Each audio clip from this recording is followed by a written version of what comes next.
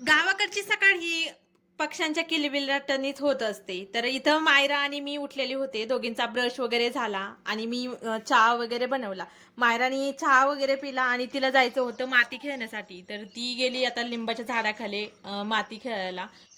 सकाळचे 7 वाजलेत आता आणि सूर्याची किरणं तुम्ही पाहू शकता. एकदम सोनेरी कलरची अशी किरणे पसरलेत कोवळी.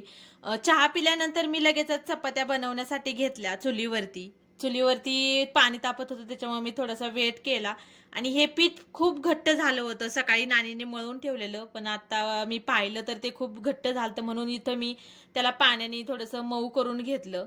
मी इथं चुलीवरती चपात्या करत होते तोपर्यंत नानींनी आतमध्ये वाटाण्याची भाजी बनवली छान अशी. कारण त्यांना दोघांनाही जायचं होतं शेतामध्ये. नाना आणि नानींना दोघांनाही शेतामध्ये जायचं होतं लसूण खोदून आणायला.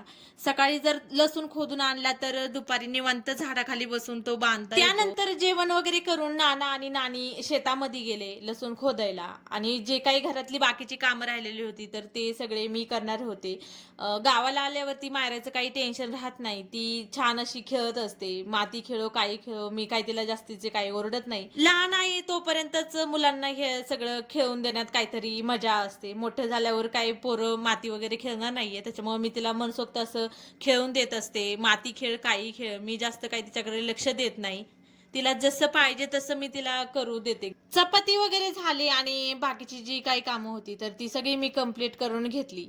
दुपारी परत मला दुसरा स्वयंपाक करायचा होता. म्हणजे आज होती होळी. होळीच्या दिवशीचा हा ब्लॉग आहे. तर दुपारी मला पोळ्यांचा स्वयंपाक करायचा होता. त्याच्यामुळे हा स्वयंपाक वगैरे मी उरकवला. जेवण वगैरे केलं आणि फरशा वगैरे क्लीन करून घेतल्या. तसं तर पाणी तापवण्यासाठी हीटर पण होता, पण सध्या तो खराब झालाय त्याच्यामुळे चुलीवरच आम्ही पाणी तापवतो आणि चुलीचा खूप सारा असा उपयोग होतो गावाला. अहो ते चुकल कसं खाणं जाऊन बघा इथे तर ना चुकल चिकल तिथं असेल ती हा चिका का तुकडा मग नको येत होते ओके जायचं लिंबू पोळी सुद्धा इथं पाणी गेलं त्या वला वापर वलाच खाल्लं नाही मग कळत नाही का आपण असं वर कसं तुरमी तुरमी देऊ येतं ते येतं हा कसं नाही आमच्याला आमच्या बियाणं बी मला आमच्या गेल्या वर्षी आमच्या आलं म्हणजे मा पुढं मोडं होतं एवढं नव्हतं लस नाही फुटलेली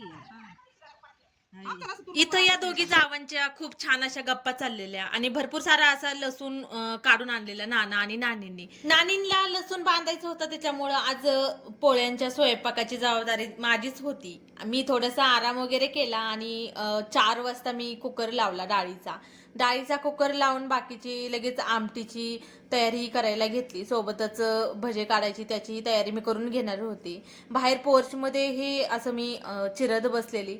मायराची मध्ये मध्ये लुडबुड नव्हती कारण ती गेलेली होती तिच्या आत्यासोबत त्यांच्या शॉपवरती. मायराची मध्ये लुडबुड नव्हती त्याच्यामुळे माझी कामं पटापटा होत चाललेली. इथं मी कांदा वगैरे चिरला.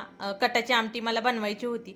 सध्या नवीन लसूण निघतोय तर नवीन लसूण जो असतो तो मी इथे यूज करणार आणि आपण कटाच्या आमटीसाठी जी लसूणची जी पात असते तर तीही यूज करू शकतो. मी इथं यूज करणार आहे लसणाच्या पातीचा कटाची आमटी बनवण्यासाठी.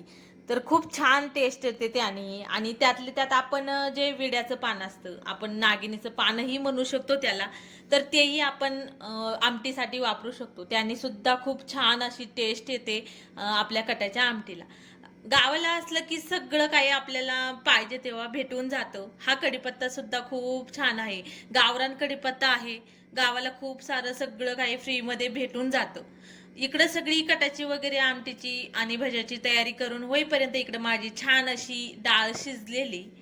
डाळ शिजवलेल्या कुकरमध्ये लगेच मी भात लावून घेतला आणि इकडे मी गुळ कटिंग करून लगेच पुरण परतवण्यासाठी घेतलं. पुरण परतत होतं तोपर्यंत लगेचच इकडे एक साईडला मी आमटी बनवून घेतली कटाची आमटी. भज्याची तयारी करून घेतली आणि आपली गुळवणीची तयारी करून घेतली. म्हणजे एक सोबतच 2-2 3-3 कामं माझी चाललेली. हे सगळं उरकल्यानंतर मी घेतलं पुरण वाटण्यासाठी आणि इथं माझ्याकडे मॅशर अवेलेबल नव्हता. मी तांब्याच्या साह्यानेच त्याला मॅश करत होते आपण वाटी किंवा पेलाही इथे यूज करू शकतो, पण तांब्याने मला चांगलं जमत होतं, त्याच्यामुळं मी तांब्याने सगळं काही पुरण जे आहे तर ते मॅश करून घेतलं. बाकीचा सगळा स्वयंपाक माझा रेडी झाला होता, तेवढे नैवेद्य आणि पोळ्या बनवणं बाकी होतं. तर संध्याकाळी नानीने आणि मी दोघींनी मिळून ते बनवून संध्याकाळी काही मला शूट करता आलं नाही. आम्ही त्यानंतर होळीची वगैरे पूजा केली आणि जेवण वगैरे केलं. हा आहे होळीच्या दुसऱ्या दिवशीचा ब्लॉग. तर नवीन गहू सध्या निघायला सुरुवात झालीये. 2-3 दिवसापासून गहू वाळत होता उन्हामध्ये आणि त्याच्यामध्ये जे आपले पांढरं जे असतं ना गव्हामध्ये, तर ते भरपूर सारं असं आलेलं होतं. तर आज खूप छान अशी हवा सुटलेली सकाळ सकाळी. सकाळी आम्ही नाश्ता वगैरे केला. सगळी बाकीची कामं तर मी उरकून घेतलेली होती. फक्त भांडे घासायचे राहिलेले आणि आंघोळ्या तर कुणीच केलेल्या नव्हत्या. कारण हे वारं सुटलेलं होतं, त्याच्यामुळं इथं लगेचच सगळे गहू दळायला गेलेलो. अजून भरपूर सारा गहू आहे. इथं जेवढा दिसतोय तेवढाच गहू अजून 2 ठिकाणी आहे. सुरुवात आम्ही इथूनच केलेली आणि मायराही इथं थोडीशी आम्हाला हेल्प करत होती.